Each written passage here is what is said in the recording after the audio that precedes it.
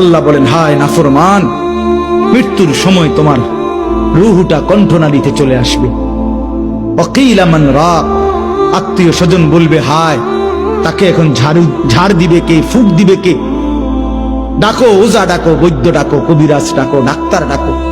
ওয়াযান্না আন্নাহুল ফিরাক, আল্লাহ বলে কিন্তু সে বুঝে ফেলবে আজ তাকে সত্যি সত্যি দুনিয়া থেকে চলেই যেতে হবে। আত্মীয় স্বজন চিল্লাইলে কি হবে? ওই বুঝে ফেলছে মালাকুল মউত চলে আসছে। অলতাফাতিস সাকু বিসাক, আল্লাহ বলেন ভয়ে আর আতঙ্কে লোকটা দুইটা পাও, গোড়ালি, পায়ের গোছা, পায়ের গোড়ালি একটা একটার সাথে এইভাবে লাগায় রাখবে।